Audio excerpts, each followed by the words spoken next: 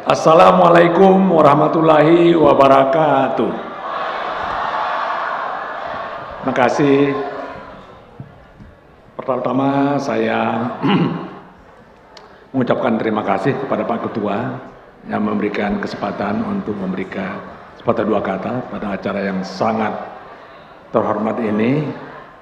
Halal bihalal IKP Jaya, satukan langkah tadi disebut, bangun energi untuk Pasaman Barat. Saya kira luar biasa. Terlihat ya Pak Ketua dalam suasana sekarang ini. Berikut saya mengucapkan terima kasih dan salam kepada bapak-bapak yang datang dari daerah, Bapak perwakilan dari Gubernur Sumatera Barat, DPRD Sumatera Barat, Pak Wakil Bupati, dan teman-teman dari DPR juga. Saya kenalkan, saya ini Dr. Tarmizi Hakim, ahli bedah jantung,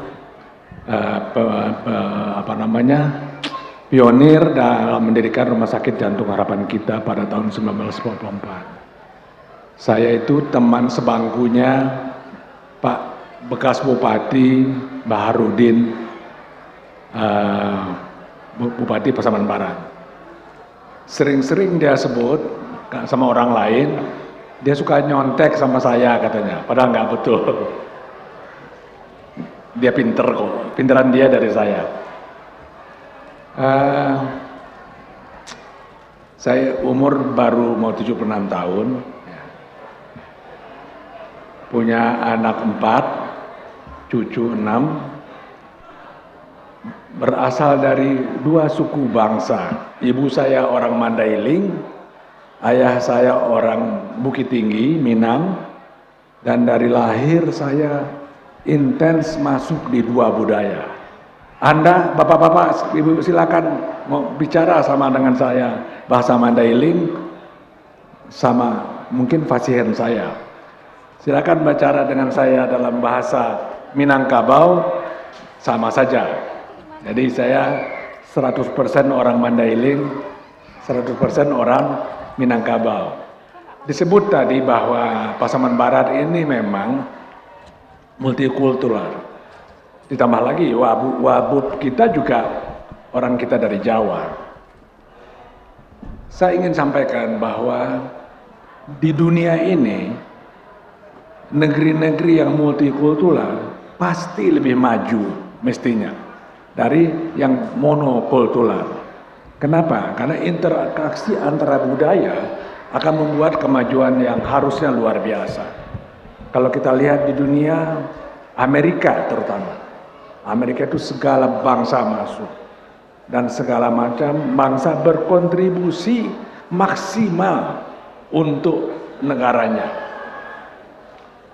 Kita lihat presidennya aja ada orang hitam, ya kan? Menteri-menterinya juga sekarang home ministernya orang Cina, misalnya kan. Jadi asal tentunya ada kesempatan untuk berkembang dari masing-masing anak-anak negeri kita, maka akan terbentuk suatu resultante yang akan berkontribusi positif untuk kemajuan bangsa tersebut. Indonesia saya kira yang paling beragam seperti itu Jakarta. Kita sebut biasanya melting pot ya Pak ya. Melting pot yang paling bagus Jakarta. Nomor 2 mungkin Medan. Karena di Medan juga hampir sama Pasaman Barat. Nomor 3 mungkin ya Pasaman Barat. Lalu Lampung juga itu melting pot. Ya saya beruntung, saya katakan saya betul-betul menguasai budaya Mandailing, Tortor, saya tahu ya kan. Saya menguasai budaya Minangkabau. Kalau orang mengatakan saya orang Padang, iya. Saya orang mengatakan saya orang Mandailing, iya juga. Ya. Yang lucunya lagi ada menantu saya tidak ada Pak, orang kita, orang Jawa semua. Jadi udah komplit, udah komplit. Baik, terima kasih. Berikutnya saya mau cerita sedikit. Dalam ikatan keluarga ini, saya dulu sangat aktif pada awal-awal ada yang namanya Ikatan Keluarga Pasaman, IKP, belum pecah dua seperti sekarang. Pecah duanya kan baru 2023 ya Pak, kabupatennya. 2003 maaf. Pada tahun 1969 saya itu sekjennya IKP. Selama 3 tahun. Sambil sekolah keliling-keliling. Tapi Pak, namanya IKP waktu itu hampir nggak ada hubungan dengan Sumatera Barat. Boro-boro pulang kampung, naik kapal aja susahnya bukan main. Ya. Dan orang Pasaman seluruhnya yang ada di Jakarta nggak ada Pak, 500 keluarga nggak ada itu. Ya. Nggak ada 500 keluarga. Dan kami terpanggil untuk membentuk keluarga Pasaman waktu itu. Ada abang saya, kakanda saya namanya Fadlan Ma'alib. Kami sama-sama aktif. Ada kakanda saya namanya Maderman. Maderman ketuanya, saya sekjennya, ya kan. Sekali sebulan minimal kami ketemu.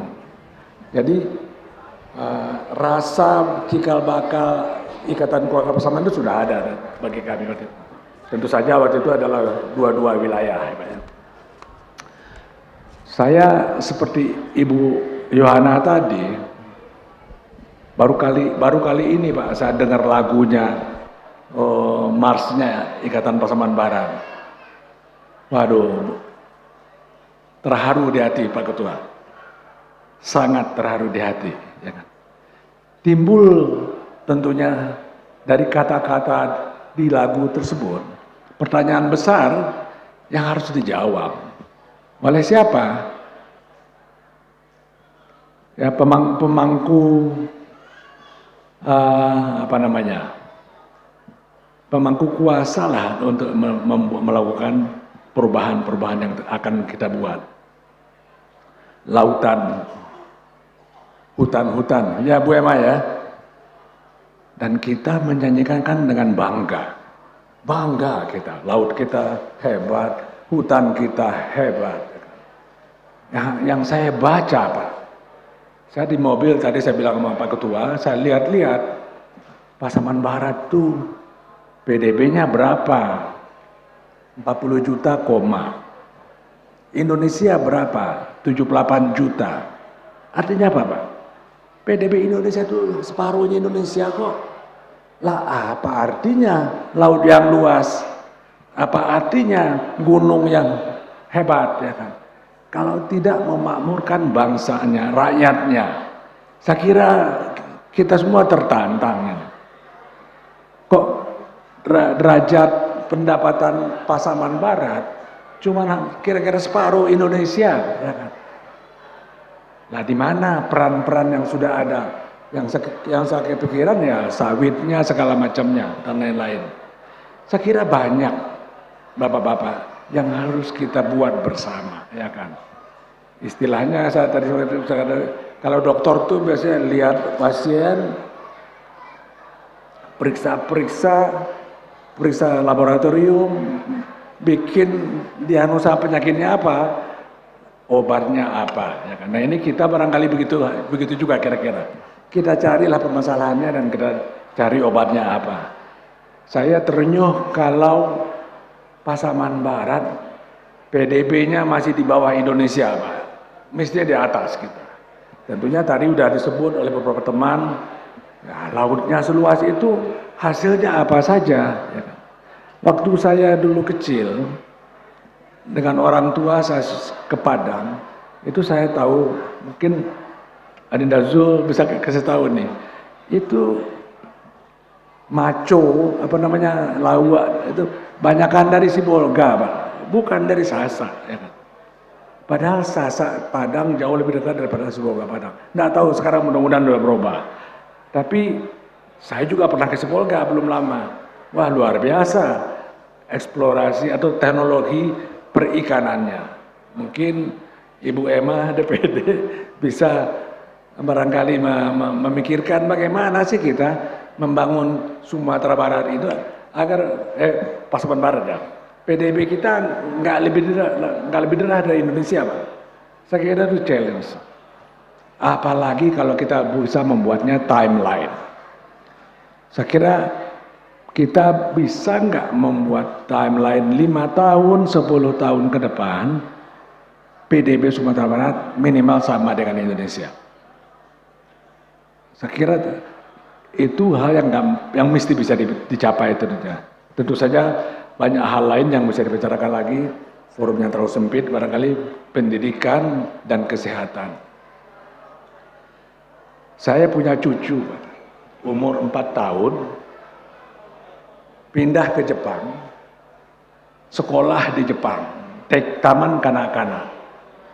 Saya disuruh, kakeknya ini disuruh duduk dari pagi sampai sore di kelas bangku di kelas tersebut, takut cucunya nangis nggak bisa bahasa Jepang. Apa yang saya pelajari? Luar biasa, Pak. Seorang guru TK Jepang membangun karakter anak bangsanya. Tidak heran hasilnya. Tidak heran hasilnya anak-anak orang-orang Jepang sekarang malah volunteer membersihkan lapangan bola waktu pertandingan bola di bola dunia kemarin. Nah, saya kira waktunya sudah habis.